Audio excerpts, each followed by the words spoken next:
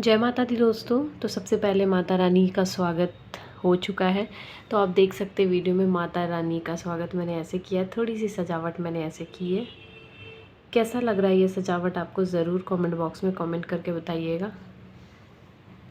ये देखिए, इस तरफ मैंने कलश रखा है, यहाँ पे पुस्तक है मेरी और थोड़ी बहुत डेकोरेशन मैंने इधर भी करी है, आप देख सकते हैं। तो कमेंट बॉक्स में ज़रूर कमेंट करके बताइएगा। पहले जय माता दी बोल दे माता रानी को। अब चलिए सबसे पहले स्टार्ट करते हैं नवरात्रि की कहानी। यह है दोस्तों पुस्तक को मैं हमेशा लाल कपड़े में लपेट के रखती हूँ। इसमें मेरी दुर्गा सप्तशती की भी है किताब इस तरीके से, और यहाँ पे मैं श्री दुर्गा नवरात्र व्रत कथा भी ऐसे ही रखती हूँ। तो सबसे पहले माता के चरणों को प्रणाम कर लेती हूँ और चलिए अब आरंभ करते हैं इसको।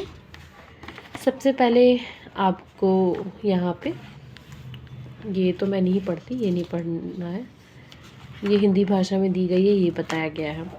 तो सबसे पहले पन्ने में है आपका पूजा सामग्री, दूसरा है हवन सामग्री और विधि। तो चलिए दोस्तों सबसे पहले पढ़ लेते हैं पूजा सामग्री क्या क्या चाहिए होता है।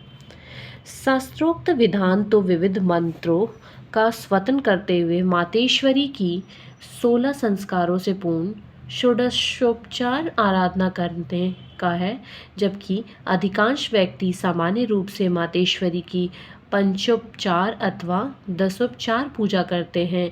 पूर्ण पूजा आराधना करते समय हमको मुख्य रूप से निम्नलिखित वस्तुओं की आवश्यकता होती है।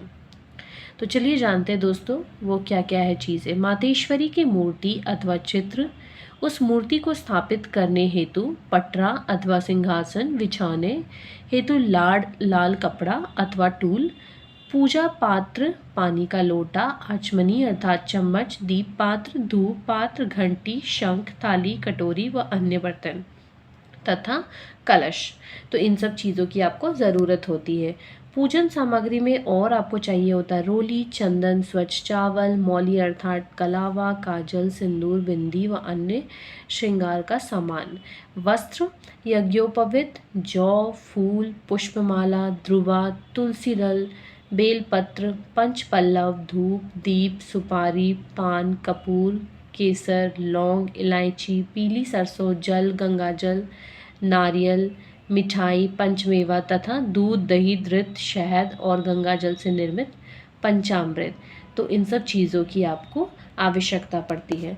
चलिए अब जानते हैं जो आपका हवन सामग्री और उसकी सरल विधि।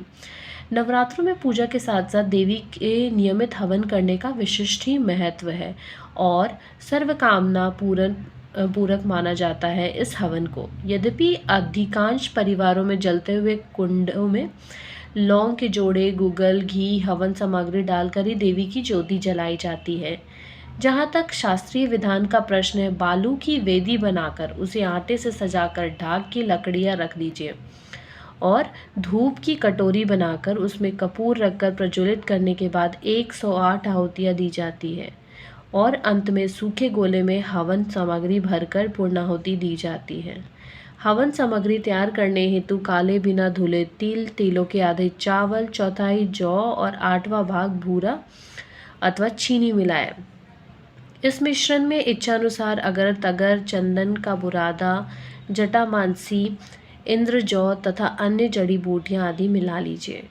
थोड़ी देसी घी भी सामग्री में मिलाया जाएगा और प्रत्येक आहुति के साथ चम्मच से थोड़ा थोड़ा घी हवन में डाला जाएगा। पूर्णाहुति के लिए साबुत गिरी के गोले की टोपी उतारकर उसमें पान का पत्ता, सुपारी और उपरोक्त मिश्रण तथा घी भरकर टोपी लगा दे और इसे सीधा ही अग्नि के मध्य में रख दे। तो चलिए दोस्तों, ये नवरात्रि की किताब से संबंधित हमने आज की वीडियो में जाना कि पूजन सामग्री हमें क्या क्या लगती है और इसमें हवन कैसे होता है। हवन का सरल विधि भी होता है और शास्त्रीय विधान के अनुसार भी हवन होता है। तो उतना शास्त्रीय विधान के हिसाब से हम लोग यदि नहीं जा सकते तो सिंपल सी हवन हम हवन कुंड में कर सकते हैं, क्योंकि हमारी लाइफस्टाइल अभी ऐसी हो गई है कि सारे वर्किंग होते हैं, घर पे कम समय होता है और बहुत रेंटल हाउस में भी रहते हैं तो वहाँ पे भी मना होता है, बहुत सारी परेशानियाँ होती हैं दोस्तों। तो मद्देनज़र रखते हुए आप सिंपल हवन भी कर सकते हैं। तो चलिए आगे की वीडियो में जानेंगे श्री दुर्गा नवरात्र व्रत कथा और व्रत विधि कैसी होती है।